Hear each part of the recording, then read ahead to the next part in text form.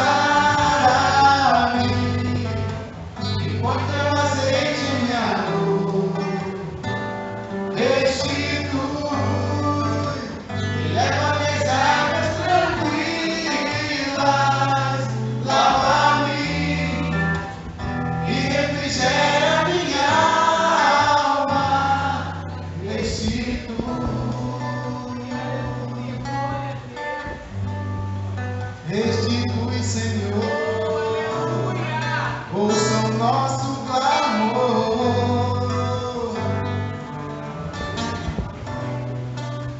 Os planos se foram embora, o sonho que se perdeu, o que era festa e agora é luto que já morreu. Não pode pensar que esse é o teu fim, não é o que Deus planejou. Levante do chão, erga o clamor, restitui. Eu quero de volta o que é meu, sara-me e põe teu azeite em minha dor. Restitui e leva minhas águas tranquilas, lava-me e refrigera minha alma. Restitui.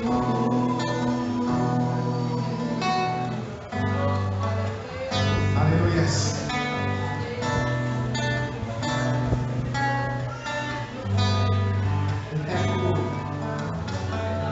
O tempo que me roubado foi, não poderá se comparar a tudo aquilo que o Senhor tem preparado ao que clamar. Creia, porque o poder de um clamor pode ressuscitar.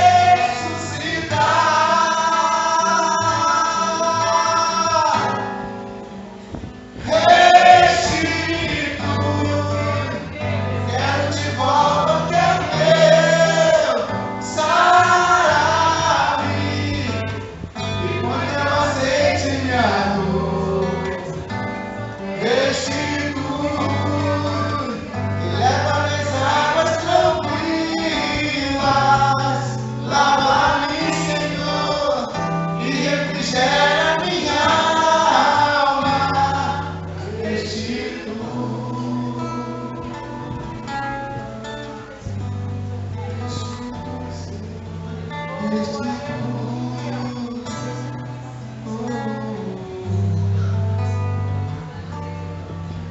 Aleluia. Louvado seja o nome do Senhor. Vamos aplaudir o Senhor.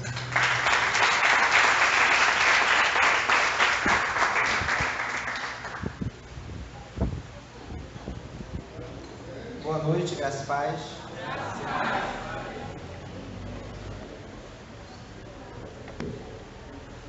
Nós hoje vamos continuar falando sobre o fruto do Espírito, que é a bondade, né? E para você qual página? 56. Penúltimo parágrafo.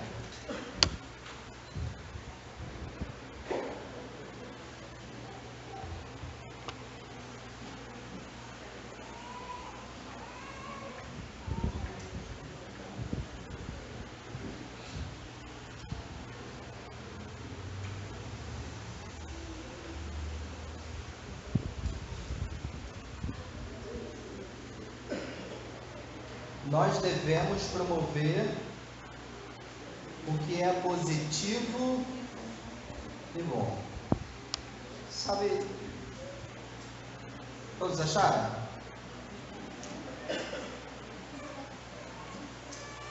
Você sabe o que a palavra está dizendo, Ana Paula? Que nós temos que ser promotor da bondade. O mundo é mau, o mundo jaz no maligno, porém nós temos que ser aqueles que seremos um canal para abençoar as pessoas com atitudes de bondade. Ninguém de nós somos bons, porque nem Jesus se considerou bom. Na nossa carne não existe bondade. Quando é que eu começo, Eliana, a ter atitude de bondade?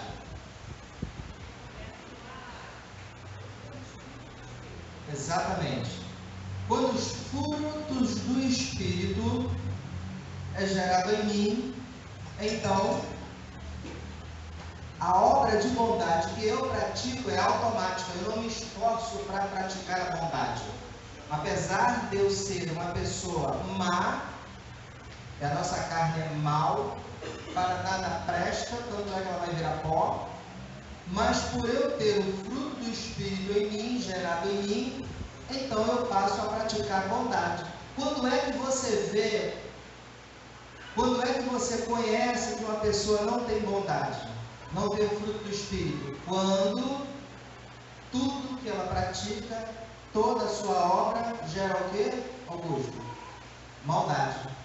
Porque às vezes os pais são maus com os filhos são maus para os pais, o esposo com a esposa, o parente, o funcionário no trabalho e vai por aí fora. Homens e mulheres que deveriam ser pessoas espirituais, mas na verdade se dizem crentes, mas são carnais. Se você vive em uma igreja, comunidade como essa, aonde está um contra o outro, um querendo puxar o tapete do outro, um falando mal do outro, a pessoa que não consegue compreender o outro, essa igreja não é uma igreja espiritual, é um ajuntamento de pessoas carnais, dos quais ainda não houve a transformação. A transformação, ela só vem pelo fruto do Espírito. A pessoa, o povo pentecostal principalmente, eles valorizam muito o que? Dons espirituais. Quantas pessoas que estão dentro da igreja em busca de uma profecia? O Lincoln, em busca de uma revelação. Eu vou ali porque a irmã fulano de tal hora e Deus fala com a igreja. Nós aqui não ensinamos isso, andar atrás de dons espirituais. A prioridade aqui é o fruto do Espírito. Por quê? Se você busca o dom espiritual que você tem, quer seja de visão, de revelação, de profecia, não serve para você. O dom espiritual é para edificação da igreja. Mas e você, como é que fica? Por isso que você vê muitas pessoas cheias do Espírito, mas vida vazia, vida turbulenta, pessoas que vivem atribuladas. Uma hora está muito bem, outra hora está muito mal, porque não desenvolveu o fruto do Espírito. Para que serve o fruto do Espírito? Para Deus gerar em mim o caráter de Cristo. Para que servem os dons espirituais? Para Deus usar o meu dom para falar com a igreja. Por exemplo, eu tenho o dom do ensino. Então eu estou aqui beneficiando a quem? A mim? Não. A igreja.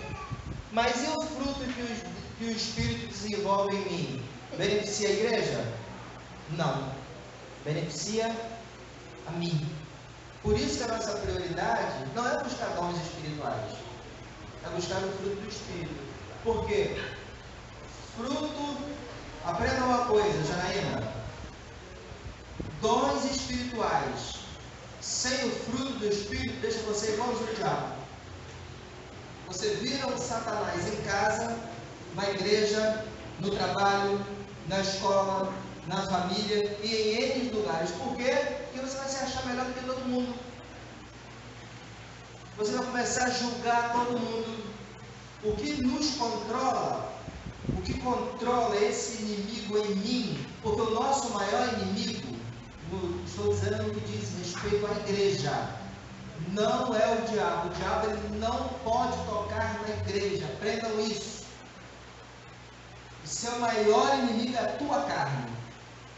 É o fruto da carne que está em você, te dominando, fazendo você fazer coisas ridículas, que amanhã, quando você olhar o que você fez no passado, meu Deus, como é que eu era assim? Porque a pessoa que está fazendo ridículo, ela não consegue se enxergar. Mas depois, quando o fruto é gerado, que ela começa a lembrar do que ela, como ela era no passado, ela vai se sentir até envergonhada das coisas que ela fazia com os frutos da carne. Então hoje nós estamos falando, vamos finalizar, assim espero eu, o sexto fruto, é isso? que é o amor, está lá em Gálatas, que é bondade. É o sexto. Gálatas 5, 22. Qual é a bondade aí, qual? O sexto? O sexto fruto. São 9. Já estamos no sexto. Quem está com a apostila, me acompanhe, por favor. Nós devemos promover que é positivo e bom. Em Romanos 15, no verso 14, Paulo elogia os cristãos de Roma. E ele diz: estais cheio de bondade. Naquele tempo, Roma era a capital do pecado, do mundo antigo. Roma faria os bailes funk do Rio de Janeiro parecer um piquenique da escola dominical. Todo tipo de libertinagem, imoralidade que você possa imaginar acontecia em Roma. E se você estivesse em Roma, o que esperariam de você? Pergunta para o irmão que está do seu lado aí. Você sabe o que havia em Roma? Alguém já viu aquele filme chamado Calígula? Era orgia sexual.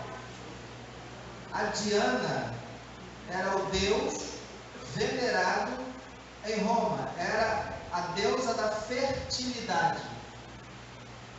As profetisas que adoravam a Diana no templo eram tudo prostituta. Então a prostituição era algo que era estimulado em Roma. Não só a prostituição, mas também o homossexualismo, o lesbianismo, toda essa aberração que a Bíblia condena e diz que são dignos do fogo eterno, tais pessoas, Júnior, que assim praticam. Esse era o comum em Roma. Semana passada, eu falei de você ser um termostato ou um termômetro. O termômetro, ele marca a temperatura ambiente. O termostato, ele faz a temperatura ambiente. Ok, Silvana? Se eu e você estivesse em Roma, seríamos um termômetro ou um termostato? Porque a moda, né, os imperadores eram todos homossexuais. Era moda. Homem deitar com homem, mulher deitar com mulher.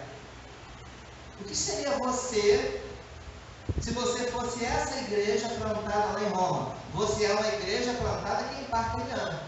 Mas se Deus transportasse você para a época de Roma, você se visse lá agora, como seria o seu comportamento em Roma? Tem muitas pessoas camufladas dentro da igreja. Tu acha que Deus não conhece? Claro que conhece. E Paulo aqui está elogiando os cristãos de Roma, porque pelo fruto, querido, pelo fruto, Ana Paula, pelo fruto, Luana, conhece-se o que? A árvore. A Bíblia diz que a árvore ruim nunca vai dar frutos bons. E nem a árvore boa pode dar frutos ruins. E a Bíblia diz assim: examine-se, pois, o homem, Lucas, o outro. É isso que diz a Bíblia? Ela diz o quê? A si mesmo. Então vamos fazer uma reflexão. Vamos olhar para dentro de você. Vamos imaginar você lá em Roma, com toda essa libertinagem, com todo esse pecado rolando. Era status. Em Roma, você ser um homossexual, ser uma lésbica, você ser uma prostituta, você ser um garoto de programa, será? Isso aí é que era o status de Roma. E você, como igreja, qual seria o teu comportamento? Qual seria o meu comportamento como igreja? Porque às vezes a gente lê o texto assim, Paulo elogiando a igreja, você não tem noção do texto e do contexto. O contexto daquele povo era esse. E Paulo está elogiando a igreja. Será que Deus, Janaína, pode elogiar você? Será que você é elogiada na eternidade ou é reprovada? E você, Márcia? Como você é conhecida, não na sua família, não na sua vizinhança, não na igreja, porque aqui eu estou vendo um montão de anjos, ó. Olha isso, não chega com a cabeça para o lado não, que a tua auréola vai pegar na auréola do José. Só tem anjo aqui dentro. Aqui não tem pecadores, só gente top, né? Mas eu não quero dizer como você é conhecido na igreja, Valéria. Cuidado aí para pegar na auréola do André. Como você, Valéria, é conhecida na eternidade. Quando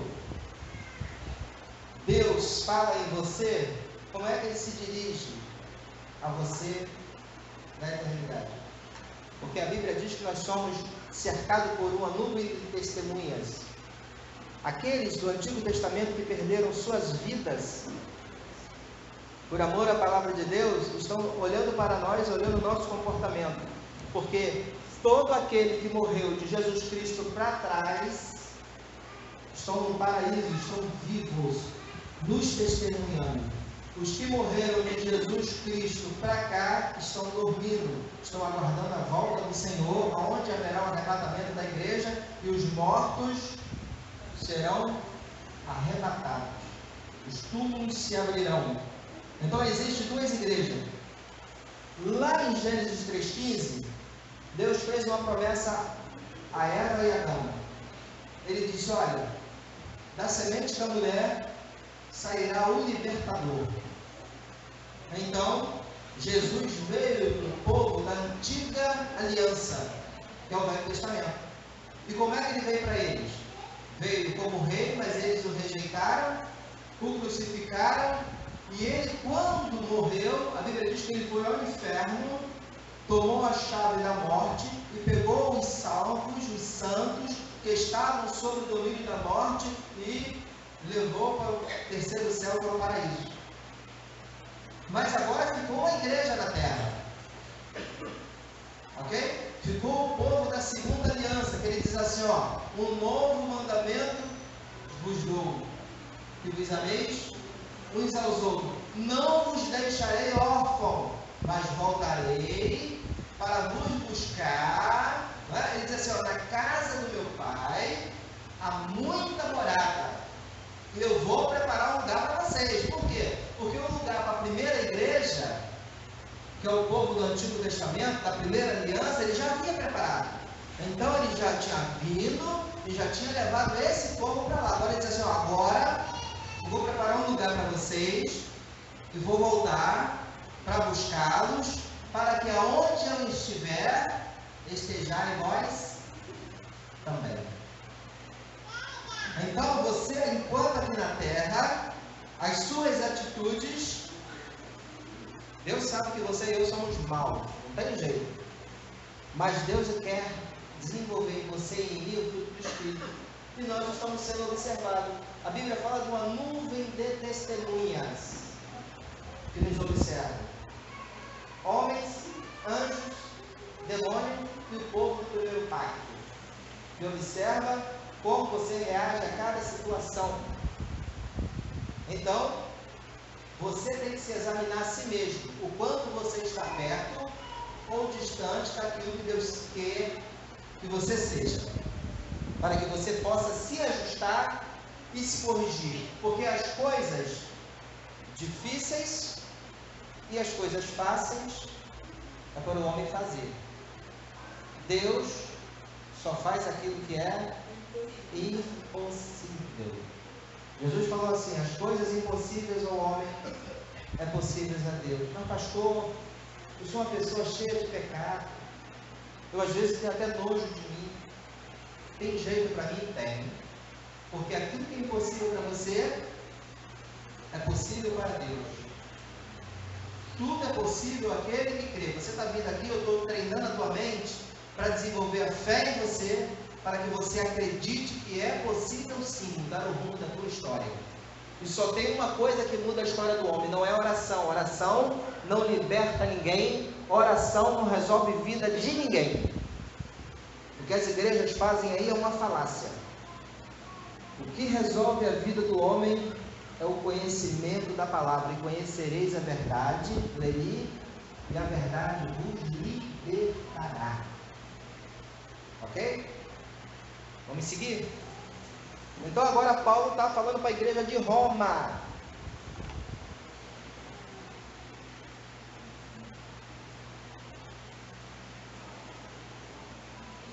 E se você estivesse em Roma, o que esperariam de você? Que você agisse como os romanos? Mas teve um grupo de pessoas que recusou esse comportamento pecador. Eles tinham integridade. E Paulo escreve dizendo, no meio dessa pocilga, está cheio de bondade. Que testemunho, que reputação. Você não gostaria de ter uma reputação como essa? Quinto e último, reúna-se com outros crentes. Se você quiser fazer o bem, você deve desenvolver o hábito de reunir-se com quem? Com outros crentes. O segredo da bondade dos cristãos romanos era que eles se reuniam para fazer o bem. Eles se reuniam regularmente para desafiar, encorajar e apoiar uns aos outros em seu estilo de vida cristão. O autor aos Hebreus diz que nós não devemos deixar de congregar. Consideremo-nos também uns aos outros, para nos estimularmos ao amor e às boas obras. Não deixemos de congregar-nos, como é costume de alguns. Antes, façamos admoestações, e tanto mais quanto vedes que o dia se aproxima. Isso está lá em Hebreus 10, do 24 ao 25. Nossa comunhão com os outros crentes destina-se ao encorajamento para levar uma vida boa em um mundo mau. Agora, como saber, Lincoln, que a igreja que eu congrego, que essa igreja aqui, por exemplo, vocês estão aqui, vindo aqui, é a igreja de Cristo? Como eu vou identificar isso? Por que às vezes a pessoa está congregando num determinado lugar e sente, Valéria, um vazio dentro de si? Ela faz tudo certo, ela dá o dízimo, ela dá a oferta, ela faz campanha, ela vai para monte, ela jejua, ela faz campanha para Israel, mas ela sente uma insatisfação, um vazio dentro dela. Por que isso ocorre? Como identificar se a igreja que eu estou congregando é uma congregação que eu devo permanecer nela, ou se é uma igreja que eu estou congregando e que eu devo sair dela? Como identificar isso? Se a igreja que você congrega é a igreja de Cristo ou a igreja do homem? Isso aí é responsabilidade de vocês. Porque o que diz Oséias, se não me falha a memória, 4:6. A pessoa ali, eu vou falar de como, vai ver o que está escrito. Oséias 4:6.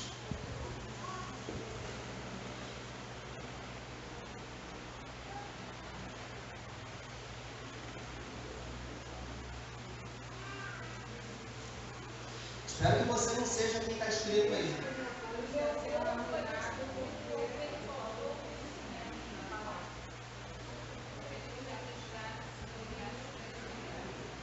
Eu vou falar e você vai conferir se está aí, ó. O meu povo está sendo destruído por lhe faltar o conhecimento. Porque tu rejeitaste o conhecimento, também eu rejeitarei a ti e aos teus filhos, para que não sejais sacerdote diante de mim. Além de pagar o preço, você vai pagar o preço a tua família, porque você não procurou verificar se essa igreja que você está congregando é a igreja de Cristo ou a igreja do homem. Ah, mas eu não sou sacerdote. É sim. Vamos ver? Apocalipse 1:6. Eu gostaria que desse o microfone para quem está lendo aqui, filho, que eu estou gravando, para poder sair na gravação. Apocalipse 1:6. Porque quando você lê Oséias, você fala assim, essa mensagem foi para o sacerdote lá naquela época. Não tem nada a ver. Quem vai ler? Levanta a mão assim, para o filho que entrega o microfone. Já foi. Apocalipse 1:6. E nos constituiu reino, sacerdote, para o seu reino e Pai.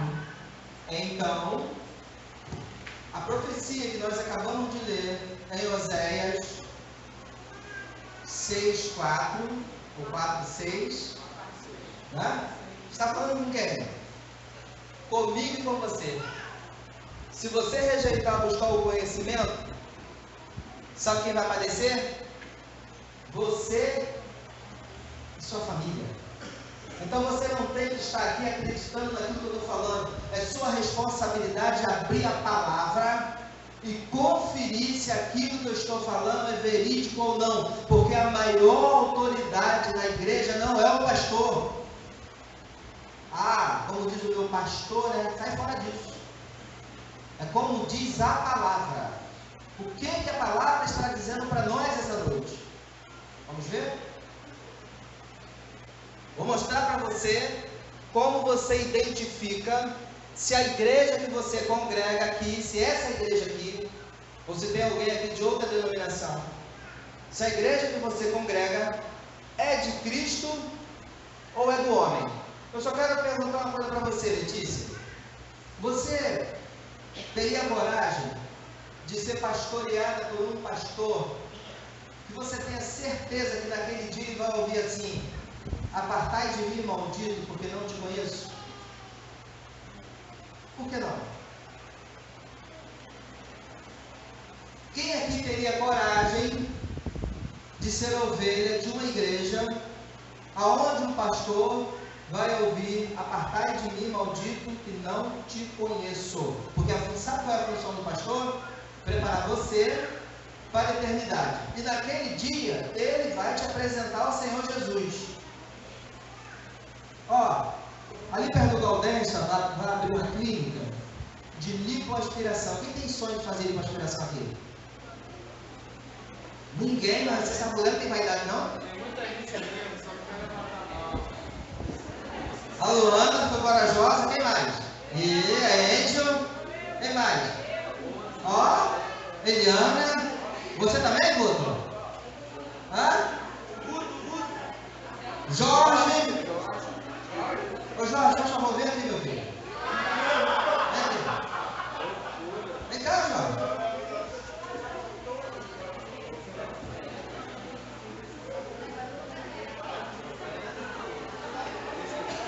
Olha o perfil do Jorge. Ele vai fazer uma língua, vai ficar igual o pastor dele, esbelto. Eu sou fitness. Eu sou altamente fitness. Eu creio assim, né? Então tá, vai abrir ali perto da casa do Jorge uma clínica de lipoaspiração de graça. Só que o cara só estudou o primeiro ano. Quem vai lá? Levanta a mão assim, vai lá fazer. Realizar seu sonho, de graça. Ninguém? Valéria, cadê a Lu? Vai lá, Lu.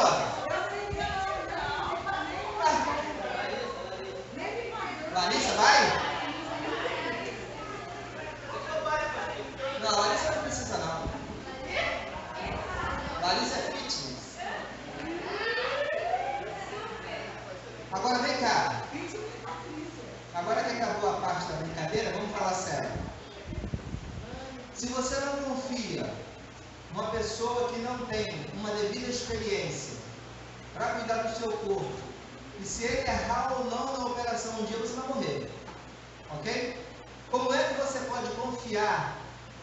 alguém que vai cuidar da sua alma e do seu espírito, que vai viver eternamente. Que naquele dia vai ter que chegar diante do Senhor da igreja e te apresentar a Ele, se Ele vai ser rejeitado. Tá?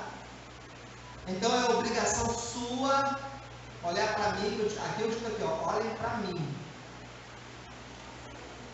Verificar o meu caráter, verificar a minha idoneidade na palavra. É obrigação sua, igreja, analisar todos esses fatos. Porque senão, você também vai ouvir a mesma palavra. Porque você não está recebendo alimento de verdade. Você quer ver uma coisa? O arroz e o feijão, pastora. A senhora faz o arroz e o feijão e como faz? Valéria também faz. Tá? Mas se estiver estragado, vai fazer bem? Mas a pessoa com fome come estragado. Come ou come? Come, a gente come lixo. Na hora da fome você come, mas não vai te fazer bem. É por isso que tem pessoas dentro de igrejas insatisfeitas com a igreja e não sabem explicar por quê. Está fazendo tudo certo, mas estão vazio, uma insatisfação. E às vezes ela pensa assim, o que eu estou fazendo aqui? Sabe por quê? Porque o alimento que é servido é um alimento estragado. Eu vou te mostrar isso aqui. Daqui para frente, você vai ter uma grande responsabilidade. Examinar tudo que se diz e conferir com a palavra se o que o pastor está dizendo, se o que o pregador, se o ministro está dizendo é verdade ou é uma falácia. Você não pode mais acreditar em ninguém. Olha para o irmão do seu lado e diga para ele assim, não acredite mais em ninguém. Acredite só na palavra. Mas isso é fato mesmo, gente. Isso é fato. Não é para você sair daqui e depois ficar igual um bobão aí, ouvindo conversa fiadrão. Porque eu posso um belo dia acordar com a disposição de te enganar. Sim. Tem que falar no microfone, por favor. Eu falei para a Silvana, falou aí, e ela falou assim para mim, acredite em mim.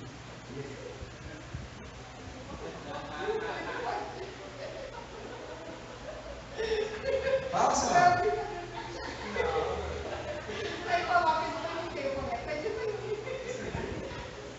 Porque eu posso chegar aqui um belo dia, pegar a Bíblia e manipular você. Você não tem conhecimento da palavra? Quantos estão sendo manipulados? Eu vou mostrar para você aqui. Pessoas que estão sendo manipuladas. Mas a Bíblia diz assim, não abandonei a vossa congregação, como é costume de alguns. Mas a congregação que você está congregando é a congregação de Cristo ou a congregação do homem? O arroz e feijão servido lá é fresco ou é azedo, estragado? Essa, quando você come deixa eu ver quem aqui. Você mesmo,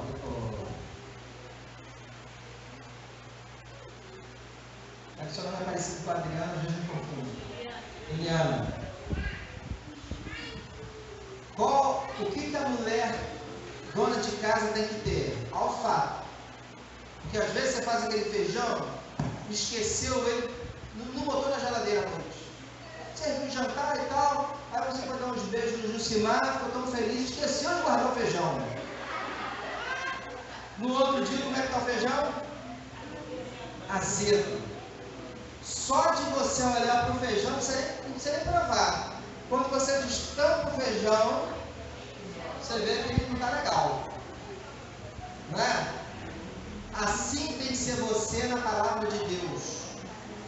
Só de você ouvir o que está dizendo, você tem que ter a capacidade de discernir se aquilo que está se dizendo é de conforme a palavra ou se é um engano humano.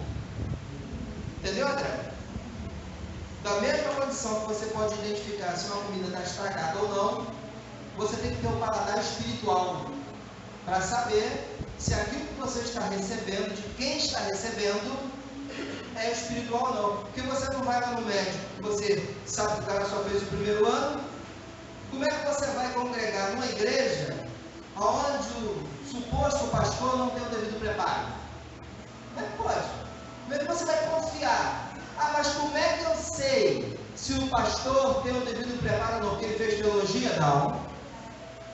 Se o que ele está ensinando está na palavra. Simples assim. O que você tem que conferir, e não tem que ser muito expert para entender isso. Você tem que conferir, que é a sua obrigação, se o que eu estou ensinando aqui está na palavra ou não. Olha, eu posso ter teologia, doutorado, mestrado. Agora essa uma nova aí, né? Que é doutorado em divindade.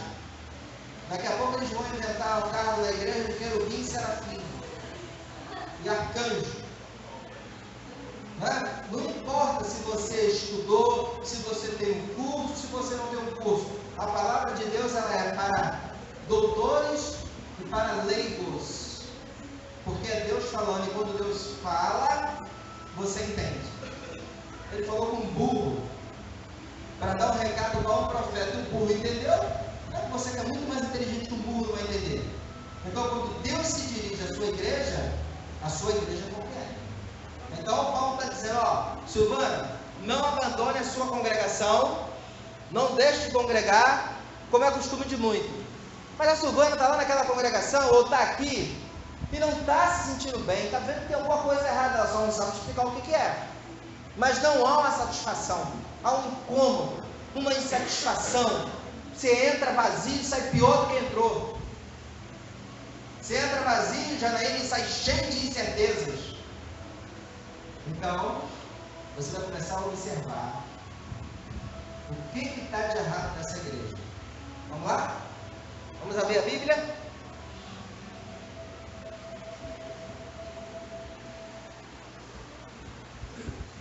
Mas como saber, está na folha não, pai, isso aqui é um extra. Se estou congregando em uma igreja de verdade ou uma imitação de igreja? Como já falei, existe a igreja de Cristo. Lá em Mateus ele fala para Pedro assim: Pedro, estou edificando a minha igreja. Ele não falou, estou edificando a igreja, porque senão todas as igrejas seriam dele. Ele falou, estou edificando a minha. E as portas do inferno, acho que tem família? Mateus 16, 18, abre sua Bíblia aí. Então quer dizer que tem igreja que não é dele. Isso é fato. Nós vamos descobrir qual é dele e qual é a do homem. Todos acharam? Eu gostaria que eu ler esse que eu vou falar de cor, você pode achar que eu estou inventando, né? Então você vai ler na palavra. Microfone, ninguém consegue aqui na gravação.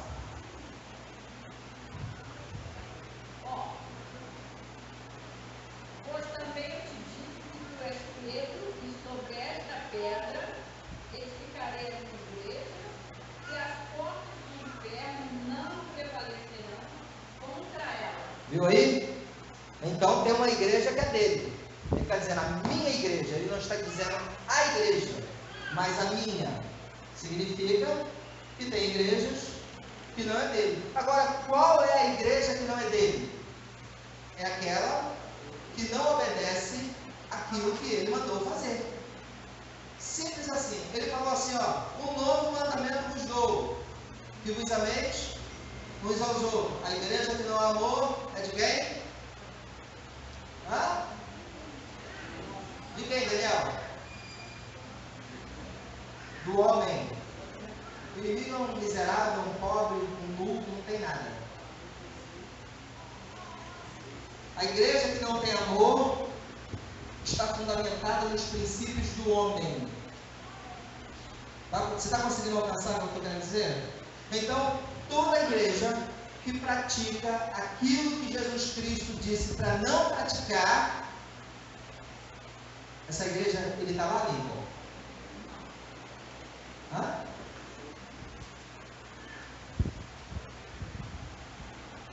Está lá, Ariana?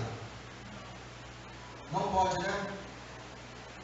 Como Cristo pode estar num ambiente, Silvana, aonde as pessoas, ele manda fazer de uma forma, elas fazem de outra? Ah, há possibilidade, a mínima possibilidade, André, dele estar ali? Será que é a mínima possibilidade? Ah? Você acha que é? Então, qual é a minha obrigação dela? Verificar se a igreja que eu congrego é a de Cristo ou não, porque senão está perdendo o teu tempo. Aí, todo domingo, tu bota no braço para a igreja. Você contribui, joga teu dinheiro no lixo. Isso é uma verdade. Pessoas que estão investindo não no templo do Senhor, mas no templo do homem.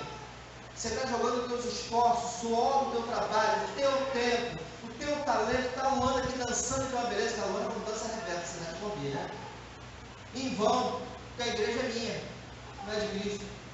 Olha só. Todo o teu trabalho, Letícia, que você faz no teatro, em vão, porque ele não está aqui para receber. Não é, Janaína? Sexta-feira a Janaína está aqui orando para mim. Porque eu sou o Deus da igreja, eu sou o dono. Porque se eu não tiver de conformidade com a palavra, quem é o dono da igreja? Eu. Porque não aceito a recomendação do verdadeiro dono, porque pastor nenhum é dono de igreja. Pastor nenhum foi à cruz e morreu por ninguém. Essa história de pastor dizer, essa igreja é minha, está errado. A igreja é dele. Ele que pagou o alto preço. Você é dele, não é meu. Não tem ninguém meu aqui. Por isso que eu não proíbo ninguém de visitar. Fica à vontade, tá? Quer visitar? Pode ficar à vontade. Não vou ficar triste não. Vou até ficar feliz que tu vai ver como é que é lá fora. Então agora eu quero te convidar a observar 2 pontos só. Existem vários, que a Valéria está tendo o prazer de nos ajudar em explicar tudo isso. Mas como aqui falou em congregar, que é para não deixar de congregar, aí você vai dizer, então eu não posso sair lá da igreja católica. Deve, porque o Senhor não está ali. Então eu não posso sair do testemunho de Jeová. Deve, porque eles usam a palavra, mas o Senhor não está ali. Eu vou te mostrar por quê. Então eu não posso sair dos adventistas do 7º dia. Deve, porque o Senhor não está lá. Então eu congrego na Assembleia de Deus ali na igreja pentecostal, não devo sair? Deve, porque o Senhor não está lá. E quem está dizendo isso é o pastor? Não, vamos ver o que a Bíblia diz. Ok? Se você tiver alguma dúvida, pode perguntar. Hoje é a última quarta-feira do ano? Do mês? Já tem mais uma, né? Sábado é 26. Quarta-feira que vem é a última. Vamos lá? Simples. Eu fiz a pergunta, né? Mas como saber se estou congregando em uma igreja de verdade ou em uma imitação de igreja? Simples. Vamos analisar o que as escrituras dizem. Vamos ler Gálatas. Abra sua Bíblia aí.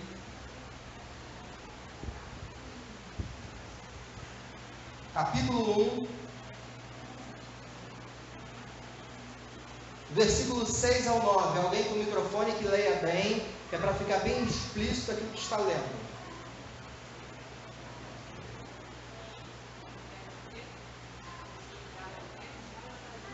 Do 6 ao 9. Com o microfone, por favor. É só levantar a mão que vai ler para o microfone. A Débora. Preste bem atenção, hein? Porque a partir de agora, vocês aqui são responsáveis para ensinar para outros que vierem te perguntar. Por que a terra é assim? Você vai saber explicar. Pode ler. Estou chocado de que estejais vos desviando tão depressa daquele que vos chamou pela graça de Cristo para seguirem outro evangelho, que na verdade não é o evangelho. O que acontece é que algumas pessoas estão se confundindo com o objetivo de corromper o evangelho de Cristo. Contudo, ainda que nós, ou mesmo o anjo dos céus, vos anuncie um evangelho diferente do que vos já tem pregado, seja considerado maldito. Conforme já vos revelei antes, declaro uma vez mais, qualquer pessoa que vos pregar um evangelho diferente daquele que já recebestes, seja amaldiçoado. Então é maldito o evangelho e a pessoa. Ok? Vocês alcançou o que está escrito ali em Gálatas, que Paulo escreveu? Com alguma dúvida em alguém? É maldito aquele evangelho que está sendo ensinado. E isso que você tem que analisar se está acontecendo aqui. Não é para você analisar, mas na igreja lá é assim. Não, esquece lá. É para você analisar a sua igreja, aqui. Ok, Janaína? Não é para você lá no emprego, falar da tua igreja maldita, teu pastor maldito. Nada disso. Ninguém tem o direito aqui de falar da religião de ninguém. Eu estou ensinando para vocês que estão aqui dentro. Essa mensagem é para nós, aqui. Pode falar com o microfone para Eliana, por favor. Eliana Pittman. Pastor, sabe o que acontece? Tem muita gente que ainda não entende o porquê de não batizar, não dizimar. Esse novo evangelho após a morte de Jesus na cruz. Muita gente não entende.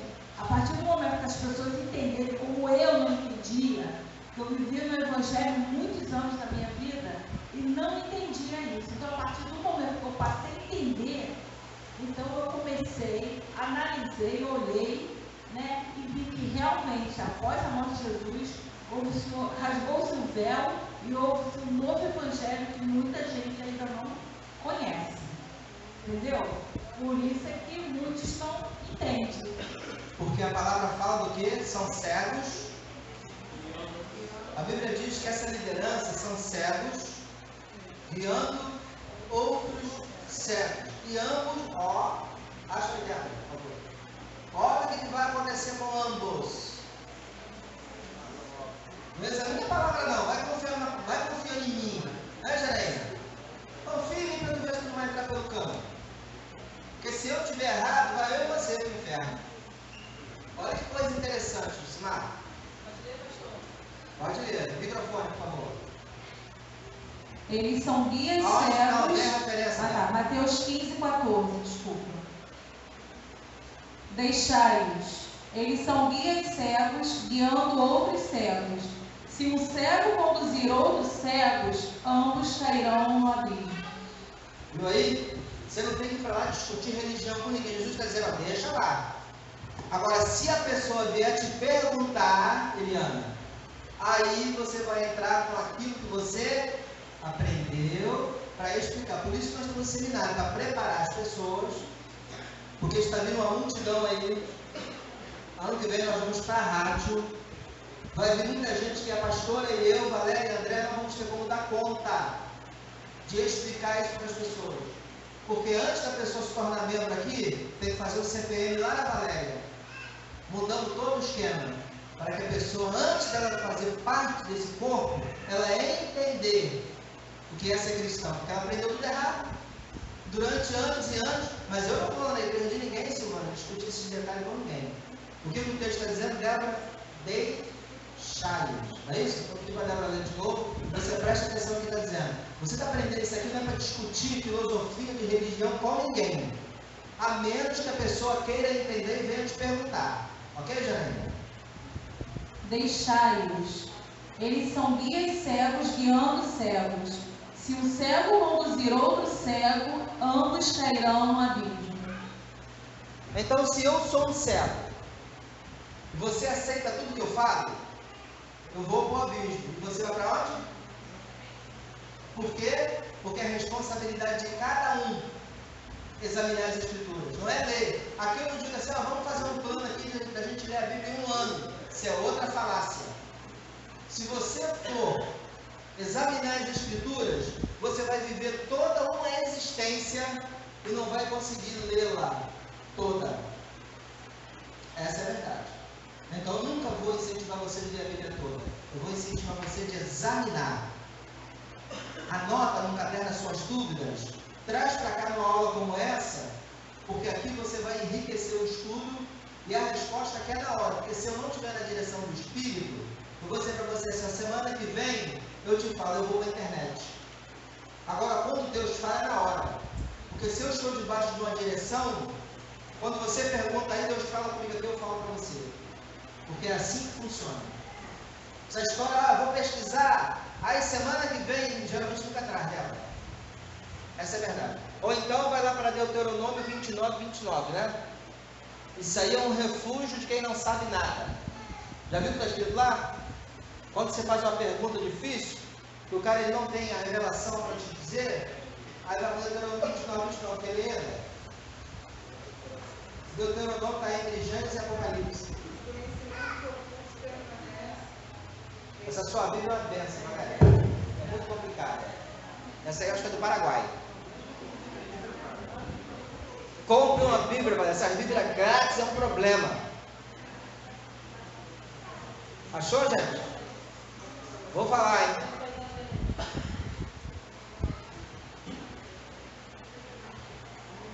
As coisas ocultas pertencem a Deus, as reveladas a nós.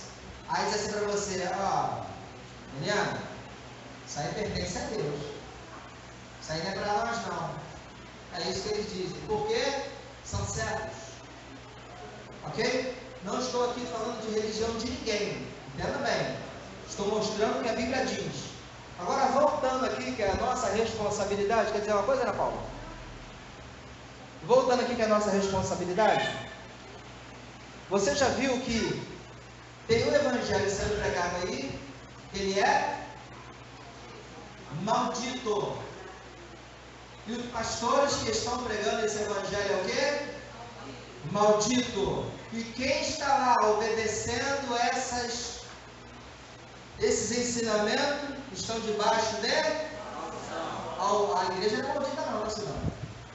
Os que vão ser chamados na responsabilidade são os pastores. A responsabilidade deles é pregar a verdade. E a sua responsabilidade é examinar a palavra. Você não pode aceitar nada que eu disser aqui, sem que você confira se está na palavra. Ok?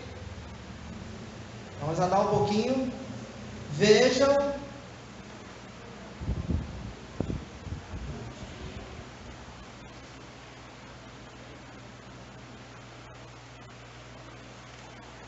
Vejam por que são malditos. Gálatas 3:10. Abre a sua Bíblia aí. Quem for falar, por favor, levante a mão para pegar o microfone.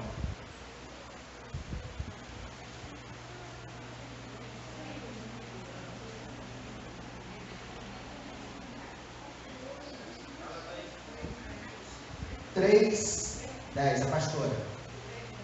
Todos aqueles, pois que são das obras da lei, estão debaixo de maldição, porque escrito está: maldito todo aquele que não permanecer em todas as coisas que estão escritas no livro da lei, para fazê-las. Bom, lá atrás nós lemos que se pregar um outro evangelho, que não é o evangelho anunciado por Jesus Cristo, é o que? Maldito. Agora você está vendo que Paulo está esclarecendo mais, ele está abrindo o véu. Ele está dizendo que malditos são aqueles que estão debaixo das obras da lei. Ok? Por quê? Porque o fim da lei, Romanos 10, 4. Abre a sua Bíblia aí. O fim da lei é Cristo para a justiça de todo aquele que crê. Vê se está escrito aí. Achou aí? Romanos está entre Gênesis e Apocalipse. Achou? Porque o fim da lei é Cristo para a justiça de todo aquele que crê. Então, se a lei acabou, se Jesus findou a lei, e eu insisto em praticar as obras da lei, o que eu sou? Maldito. Deu para entender, gente? Alguém tem alguma dúvida? Hã? Vamos ver ela de novo? Romanos 10, 4. Porque o fim da lei é Cristo, para a justiça de todo aquele que crê. E Gálatas 3:10.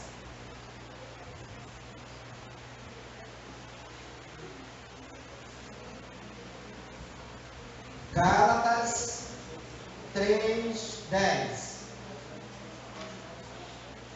Pode ler. Microfone. Todos aqueles que estão das obras da lei estão debaixo da maldição, porque escrito está: maldito todo aquele que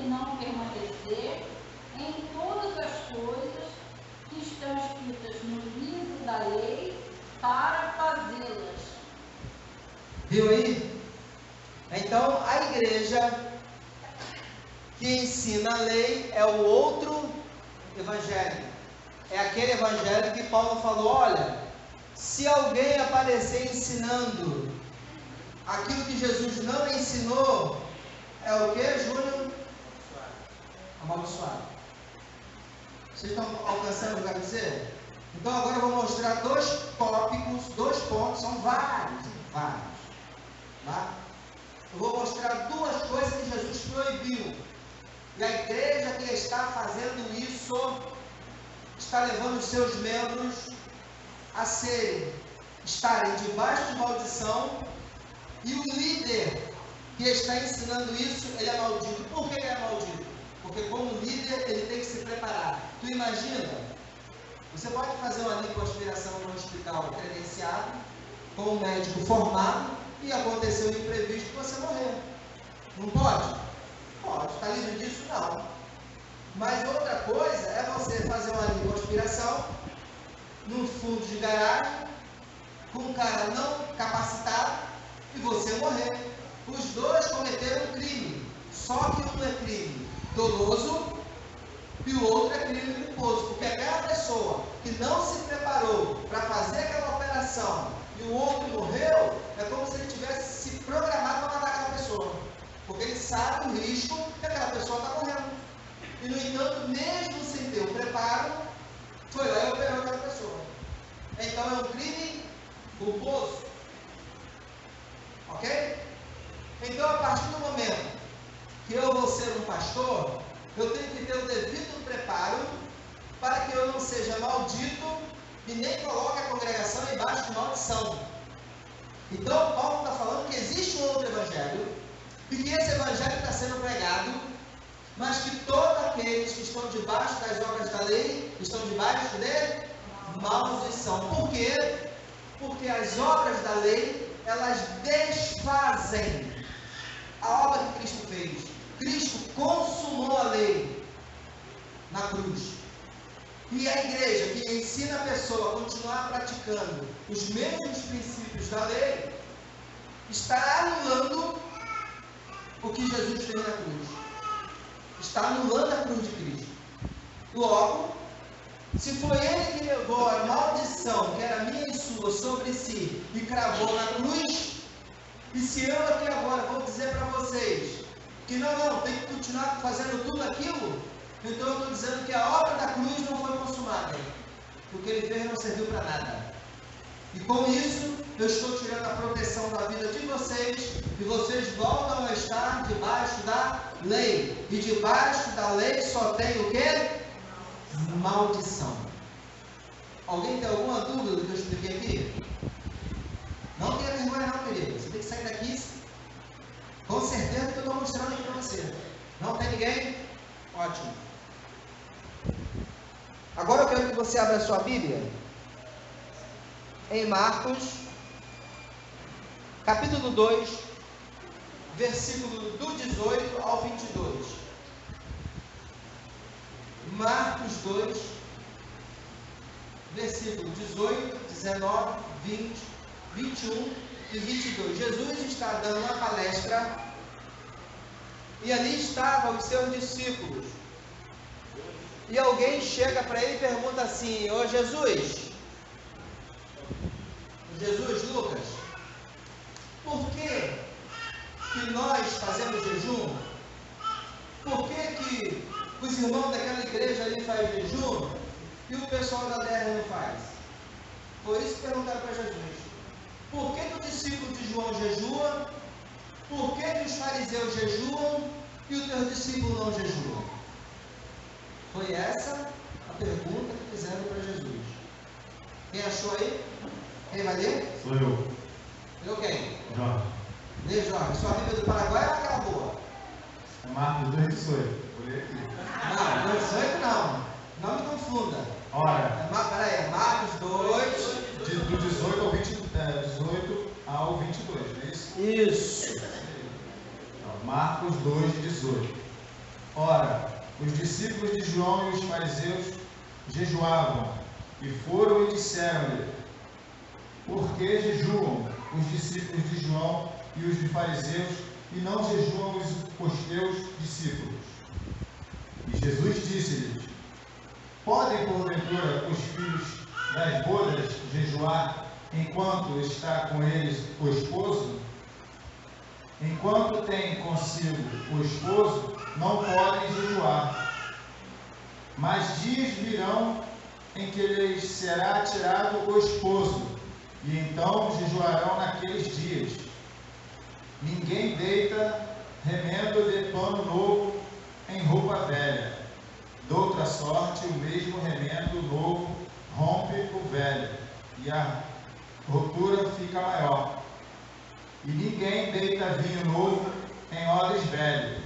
Doutra sorte, o vinho novo rompe os odres, e torna-se o vinho, e os odres estragam-se. O vinho novo deve ser deitado em odres novos. Que coisa, hein? Então chegaram para Jesus e falaram assim: como é que pode isso? O discípulo do fariseu jejua, o discípulo de João jejua, e os teus discípulos não jejuam? Ah? Não perguntaram isso para Jesus? Ô Lucas, Julião, sim ou não? Não prestou atenção, não vai saber responder, hein? Não perguntaram isso para Jesus? Vão perguntar para vocês também, Ana Paula. Por que na tua igreja não faz jejum? Qual foi a resposta de Jesus? E o Lincoln leu. Lê de novo a resposta de Jesus aí. Hã? 19. Microfone para o Lincoln. Essa voz de locutor. 19. E Jesus disse-lhes: podem porventura os filhos das bodas jejuar enquanto está com eles o esposo? Enquanto tem consigo o esposo, não podem jejuar. Ponto. Enquanto tem consigo o esposo, não pode jejuar. Mais tarde, Jesus é morto, ele vai assunto aos céus e diz assim: olha, eis que não vos deixarei órfãos, voltarei e habitarei em você, e estou convosco todos os dias até a consumação do século. Cristo está em você. Se Ele está em você, como você pode jejuar? Aí veio o pastor aqui, Josué: irmãos, vamos fazer a campanha do jejum. Que evangelho é esse? Maldito. E se você jejua, você está embaixo de maldição. Já vou terminar, que a hora já foi. Então vamos ler só mais um texto. Alguém tem alguma dúvida? Quem? Pode falar. Microfone para o livro.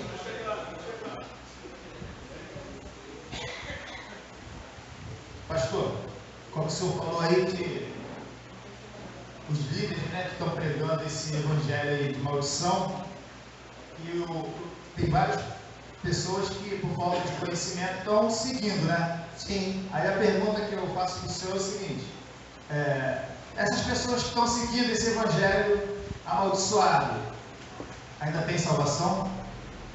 A questão aqui não é de salvação ou não, porque o salvo ele não se perde. A questão é que a pessoa está dentro da igreja e tem uma vida miserável. Vai mal financeiro, vai mal sentimental, vai mal na saúde, vai mal espiritual, então não se fala. É um brejo.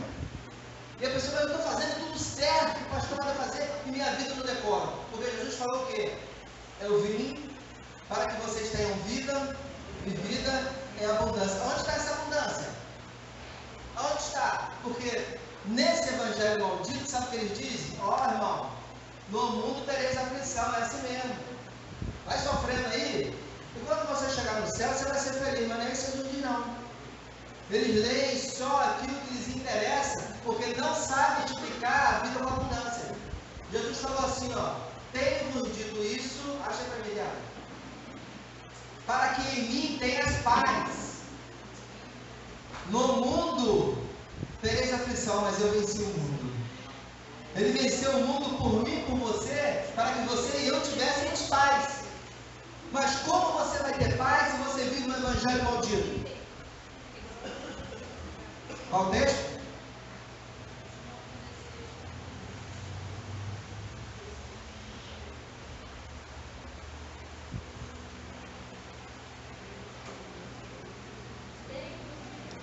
Para que em mim tenha paz. No mundo tereis aflições, mas tenha bom ânimo. Eu venci o mundo. João 16, 33. João 16, 33. Vale o que está escrito. Não é o que o pastor diz. Então essa história de você ter que se acostumar, que é assim mesmo, que a sua vida não vai para frente, você está tanto tempo no evangelho, esse sofrimento, essa história de pagar preço. Não, irmão, tem que pagar preço. Quer ser igual a mim, tem que pagar preço. Querido, quem pagou preço foi Jesus. Para que você e eu não tivéssemos que pagar preço, basta estar na obediência da palavra. Se você vai pagar preço, sim, porque a desobediência vai te levar à correção. Mas se você estiver pautado na palavra, a sua vida é uma vida plena, uma vida de satisfação em todas as áreas. Não é uma área está bem ou outra área está ruim. Vou falar aí. Microfone para ela, por favor, para Eliana.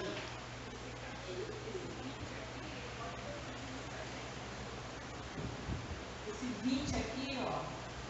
Mas dias virão em que ele será tirado o esposo. Então jejuarão naqueles dias. Dias virão. E quando foram esses dias? Quando ele foi preso, morto e crucificado. Mas quando ele ressuscita, ele diz assim, ó, eis que estou convosco até a consumação do século. Então houve um dia em que eles ficaram sem ele. Pedro foi chutar lata, voltou a pescar, ficaram temerosos. Mas ele, quando ressuscita, o primeiro recado que ele dá é o seguinte, ó, diga aos meus discípulos que eu estou indo para a cidade e quero encontrá-los com eles lá. E ali ele fala, ó, a partir de agora a gente não se separa nunca mais. Estou com vocês todos os dias até a consumação do céu. Quer falar uma coisa? Para fechar o último versículo, tá? João 4, do 19 ao 21.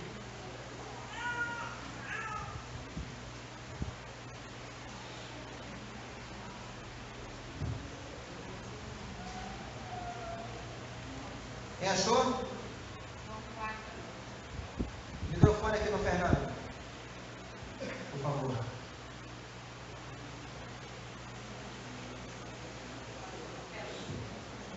João 4, 19 e 21. João, Evangelho, é história, tá? Disse-lhe a mulher: Senhor, vejo que és profeta. Nossos pais adoraram neste monte. Adoraram onde? Neste No monte. E vós dizeis que é em Jerusalém o lugar onde se deve adorar. Disse-lhe Jesus: Mulher, crê-me, que a hora vem em que nem neste monte, nem em Jerusalém adorareis ao Pai. Vós adorareis o que não sabeis, nós adoramos o que sabemos, porque a salvação vem dos judeus. Viu aí? Jesus falou para a samaritana, a adoração não é nem no monte e nem em Jerusalém. O que os pastores fazem? O outro evangelho faz, o outro evangelho desmente o que Jesus falou. O outro evangelho diz que tem que levar a igreja para onde? A campanha no monte. Ou viagens para Israel. Não é que você não possa viajar para Israel, claro que pode. Mas não no intuito da Terra Santa, que lá na Terra Santa, tem povo lá está tudo em maldição. Porque crucificaram o Senhor, eles estão trazendo de Israel água do Rio Jordão, terra do Monte Sinai, e vai por aí fora. Então que evangelho é esse? Quando eu vejo alguém na televisão vendendo água do Rio Jordão, fazendo caravana, agora é final de ano então, o que mais vai ter? Caravana para Israel, que evangelho é esse? Maldito! Porque Jesus falou que não é nem no monte e não é em Israel. Aí vem um pastor e diz, não, o que Jesus falou, Silvana, esquece, tá? Agora é o que eu falo que vale. Responde isso. Até porque na Bíblia é igual a questão da campanha. Na Bíblia, se procurar, não existe nenhuma parte que fala que foi feito o que é para fazer campanha. Cabe a você, a partir de hoje, não aceitar mais qualquer coisa. Questione tudo. Vale o que está escrito. Ok? Vale o que está escrito. Para a igreja, só vale o que está escrito depois da morte de Jesus. As pessoas querem imitar Jesus. Ah, não, eu jejuo porque Jesus jejuou, eu vou para o monte porque Jesus foi. Sabe por que Jesus fez tudo isso? Porque ele estava sendo preparado para a cruz. Eu quero ver você ser crucificado também. Porque ele foi, você tem que ser crucificado também. Então não aceite qualquer coisa. Porque o outro evangelho é maldito.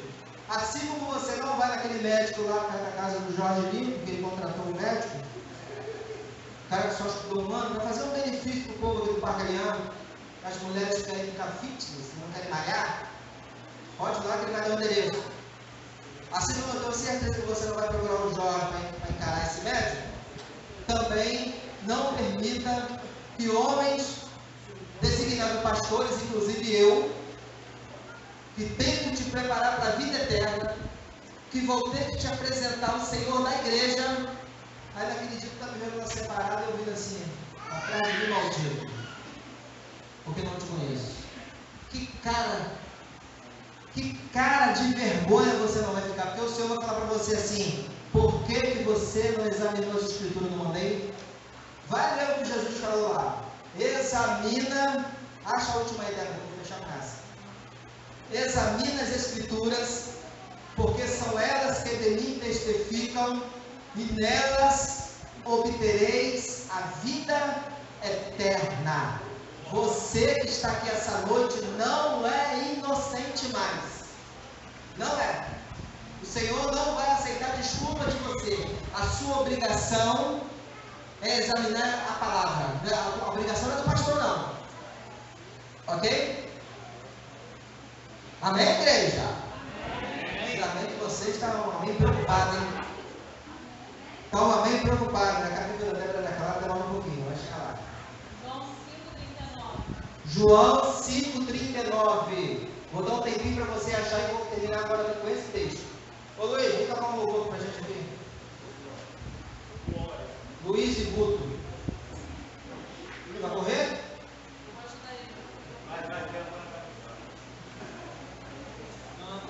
João, não, leva para cantar não. Não é o chamado dela, ela vai auxiliar aqui a achar os textos.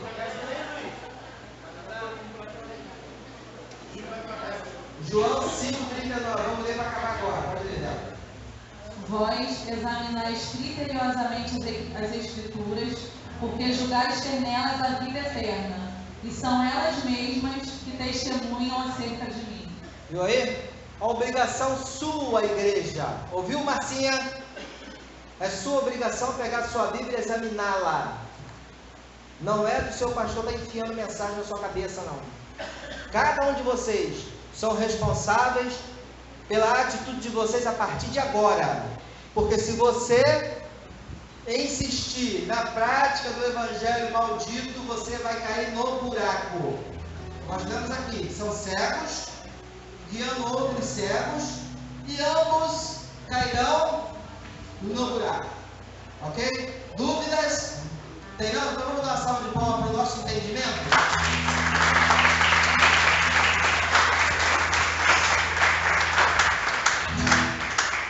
Com essa animação toda, vamos colocar em pé. Ninguém está com sono, ninguém está cansado.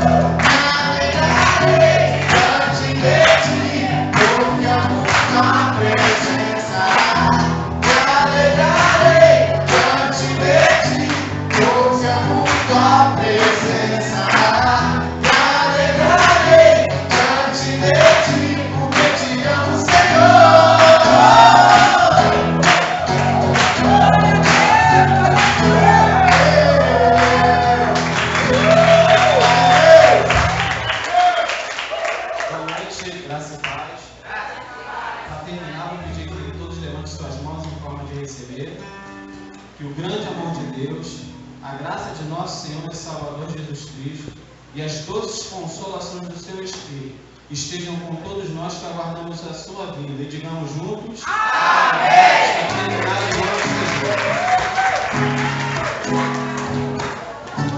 Jesus.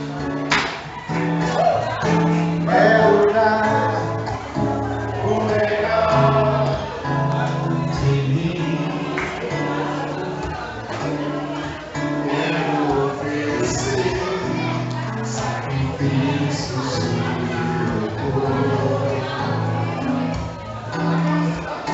Quero ser bem mais do que já sou,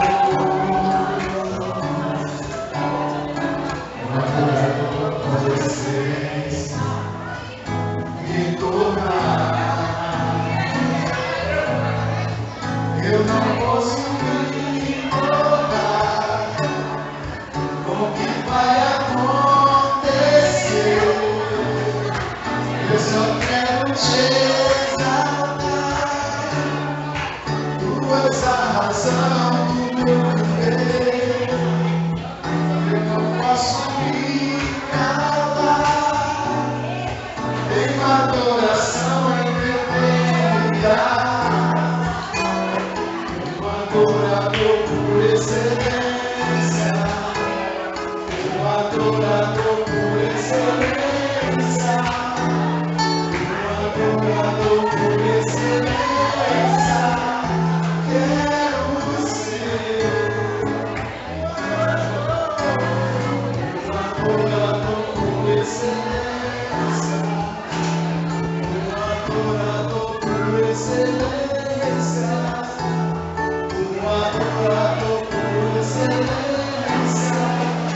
quero ser.